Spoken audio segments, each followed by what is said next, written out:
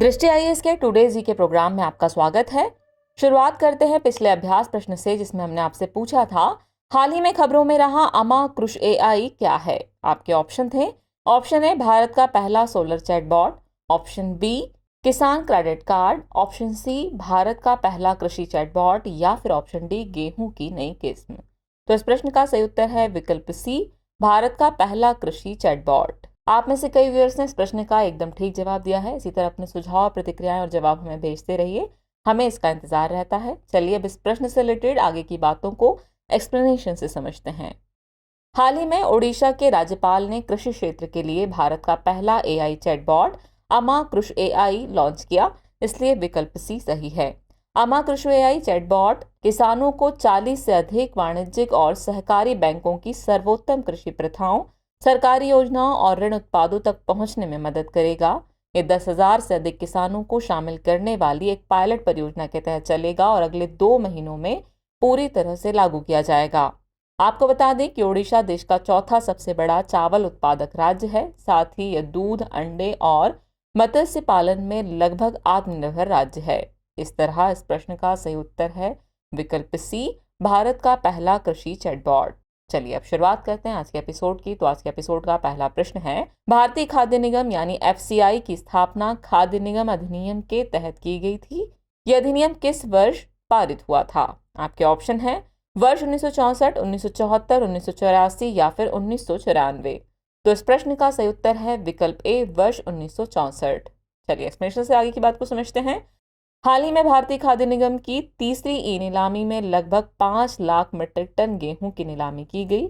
आपको बता दें कि भारतीय खाद्य निगम यानी एफसीआई एक सांविधिक निकाय है। इसकी स्थापना खाद्य निगम अधिनियम 1964 के तहत खाद्य नीति के निम्नलिखित उद्देश्यों को पूरा करने के लिए की गई थी। इसमें शामिल है किसानों के हितों की रक्षा के लिए प्रभावी मूल्य समर्थन अभियान, सार्वजनिक वितरण प्रणाली के लिए पूरे देश में खाद्यान्न का वितरण और राष्ट्रीय खाद्य सुरक्षा सुनिश्चित करने के लिए खाद्यान्नों के संतोषजनक परिचालन और बफर स्टॉक को बनाए रखना।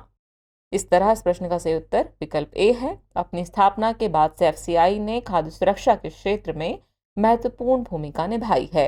यह उपभोक्ता मामले, खाद्य और सार्वजनिक वितरण मंत्रालय के तहत काम करता है। इस तरह इस प्रश्न का सही उत्तर हुआ विकल्प ए, वर्ष 1964।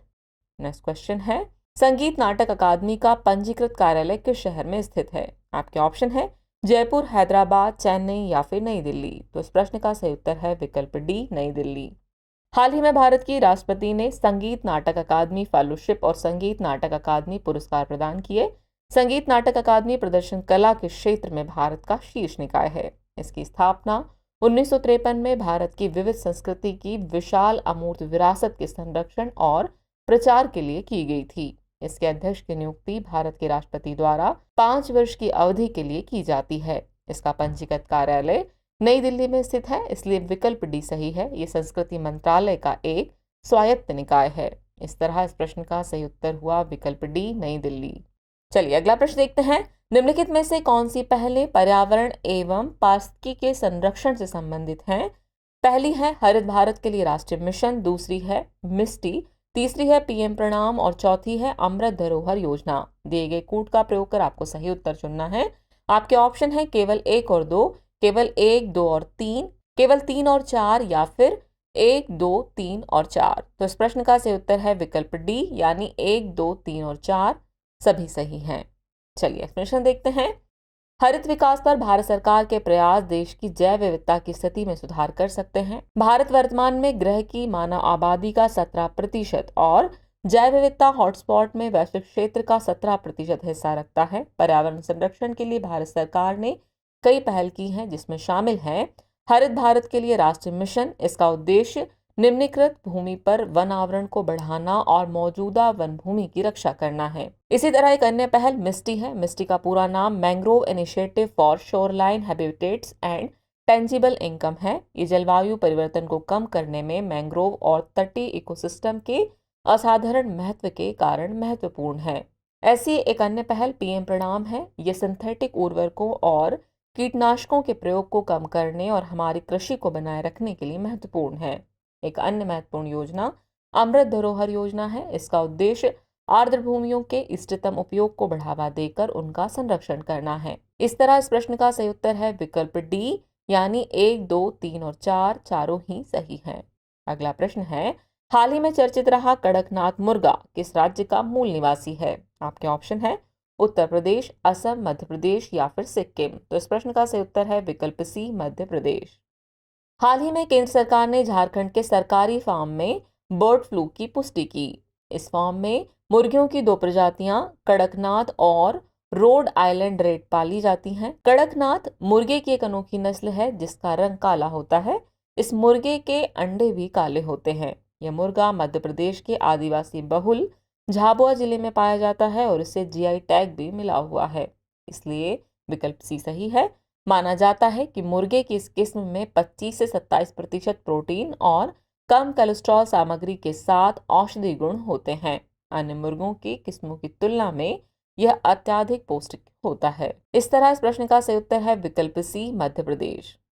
अगला प्रश्न है, भारतीय कला और संस्कृति के संदर्भ में जेमाडो क्या है? आपके ऑप्शन है सिक्किम का लोक संगीत, गोवा का लोक नृत्य, ओडिशा की लोक चित्रकला या फिर कर्नाटक की कठपुतली। तो इस प्रश्न का सही उत्तर है विकल्प बी, गोवा का लोक नृत्य। जेमाडो गोवा का लोकप्रिय लोक नृत्य है, इसलिए विकल्प बी सही है। यह एक दिलचस्प नृत्य शैली है जिसमें धनगर समुदाय की महिलाएं बकरियों की नकल करती हैं। इसमें नर्तक एक मंडली बनाते हैं और नृत्य करते हैं। यह नृत्य रूप त्योहारों और अनुष्ठानों के दौरान किया जाता है।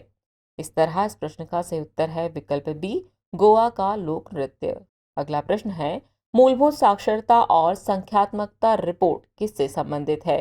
आपके ऑप्शन है नीति आयोग, प्रधानमंत्री की आर्थिक सलाहकार परिषद, प्रमुख वैज्ञानिक सलाहकार कार्यालय या फिर शिक्षा मंत्रालय। तो इस प्रश्न का सही उत्तर है विकल्प बी, प्रधानमंत्री की आर्थिक सलाहकार परिषद।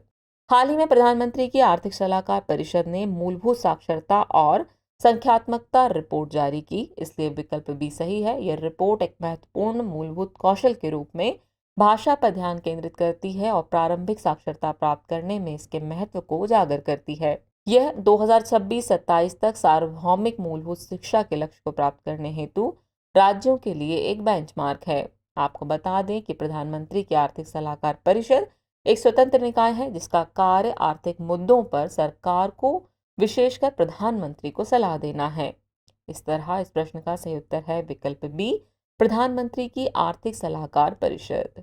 अगला प्रश्न है, निम्नलिखित में से कौन सा या से देश यूक्रेन के साथ सीमा साझा नहीं करता या करते हैं या फिर हैं? पहला बेलारूस, दूसरा रूस, तीसरा फ्रांस। दिए गए कोड का प्रयोग कर आपको सही उत्तर चुनना है। आपके ऑप्शन है केवल एक, केवल 1 और 2, केवल 2 या फिर केवल 3। तो इस प्रश्न का सही उत्तर है विकल्प डी, केवल 3। चलिए एक्सप्लेनेशन से आगे बात को समझते हैं। हाल ही में रूस और यूक्रेन युद्ध का 1 वर्ष पूरा हो गया। आपको बता दें कि यूक्रेन पूर्वी यूरोप में स्थित एक देश है। यह रूस के बाद यूरोप महाद्वीप पर स्थित दूसरा सबसे बड़ा देश है। इसकी राजधानी कीव है जो उत्तर मध्य यूक्रेन पर निपर नदी पर स्थित है। ये उत्तर में बेलारूस, पूर्व में रूस, दक्षिण में अजोव का सागर और काला सागर, दक्षिण पश्चिम में मोल्डोवा और रोमानिया, पश्चिम में हंगरी, स्लोवाकिया और पोलैंड से सीमा साझा करता है। सुदूर दक्षिण पूर्व में कर्च स्ट्रेट यूक्रेन को रूस से अलग करती है और अजोव सागर को काला सागर से जोड़ती है, जबकि यह फ्रांस से सीमा साझा नहीं करता है, इसलिए विकल्प डी सही है। इस तरह इस प्रश्न का सही उत्तर हुआ विकल्प डी, केवल 3। अगला प्रश्न है, संयुक्त राष्ट्र उच्च समुद्र संधि के संदर्भ में निम्नलिखित कथनों पर विचार कीजिए। कथन 1 है, इस पर संयुक्त राष्ट्र convention on the law of the sea UN clause के तहत बातचीत की जा रही है। कथन 2 है, विशेष आर्थिक क्षेत्र को उच्च समुद्र के रूप में भी जाना जाता है। उपयुक्त में से कौन सा सही कथन सही है या फिर है? आपके ऑप्शन है केवल 1, केवल 2, 1 और 2 दोनों, और न तो 1 न ही 2। तो इस प्रश्न का सही उत्तर है विकल्प ए, केवल 1 कथन ही सही है।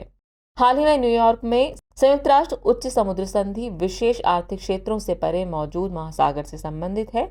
विशेष आर्थिक क्षेत्र किसी देश के तट से लेकर समुद्र में लगभग 200 समुद्री मील या 370 किलोमीटर तक स्थित होता है। इससे आगे के जल को खुले समुद्र या उच्च समुद्र के रूप में जाना जाता है, इसलिए कथन 2 सही नहीं है। इस संधि पर 1982 के संयुक्त राष्ट्र convention on the law of the sea यानी यूएन क्लॉज के तहत बातचीत की जा रही है, इसलिए कथन 1 सही है। वैज्ञानिकों के अनुसार उच्च समुद्र लगभग 2,70,000 प्रजातियों का घर है और वैश्विक महासागर के 2/3 से अधिक को कवर करते हैं। इस प्रकार इस प्रश्न का सही उत्तर हुआ विकल्प ए, यानी केवल एक कथन ही सही है। अगला प्रश्न है, आईएनएस सुमेधा के संदर्भ में निम्नलिखित कथनों पर विचार कीजिए। कथन 1 है, इस सरयू श्रेणी का एक नौसेना अपतटीय गश्ती पोत है। कथन 2 है, इसे गोवा शिपयार्ड लिमिटेड में बनाया गया है। उपयुक्त में से कौन सा ऐसे कथन सही है या फिर है? आपके ऑप्शन है केवल एक, केवल दो, एक और दो दोनों, या तो न तो एक और न ही दो। तो इस प्रश्न का सही उत्तर है विकल्प सी, एक और दो दोनों ही कथन सही हैं। चलिए एक्सप्लेनेशन से आगे की बात को समझते हैं। हाल ही में आईएनएस सुमेधा नौसेना रक्षा प्रदर्शनी और अंतर्राष्ट्रीय रक्षा प्रदर्शनी में भाग लेने के लिए संयुक्त अरब अमीरात के अबू धाबी पहुंचा। आईएनएस सुमेधा स्वदेशी रूप से निर्मित सरयू श्रेणी के नौसेना अपतटीय गश्ती पोत है, इसलिए कथन एक सही है। इसे 7 मार्च 2014 को भारतीय नौसेना में कमीशन किया गया था। गोवा शिपयार्ड लिमिटेड में स्वदेशी रूप से निर्मित आईएनएस सुमेधा हथियारों और सेंसर की एक प्रभावशाली सरणी से सुसज्जित है, इसलिए कथन 2 सही है। एक हेलीकॉप्टर ले जा सकता है और लंबे समय तक परिचालन कर सकता है। यह अत्यधिक शक्तिशाली युद्धपोत है जिसे विभिन्न परिचालन मिशनों के लिए तैनात किया जा सकता है। इस प्रकार इस प्रश्न का सही उत्तर है विकल्प सी, यानी एक और दो दोनों ही कथन सही हैं। चलिए अब नोट कर लीजिए आज के एपिसोड का अभ्यास प्रश्न। तो अभ्यास प्रश्न है, निम्नलिखित में से कौन कैबिनेट की नियुक्ति समिति का पदेन अध्यक्ष होता है? आपके ऑप्शन है, ऑप्शन ए प्रधानमंत्री, ऑप्शन बी रक्षा मंत्री, ऑप्शन सी वित्त मंत्री, या फिर ऑप्शन डी रेल मंत्री। तो व्यूअर्स इस प्रश्न का जवाब कमेंट बॉक्स में देना न भूलें। जल्द ही मिलते हैं नए एपिसोड में नए नए सवालों, उनके नए नए जवाबों और जानकारियों के साथ। तब तक के लिए शुक्रिया।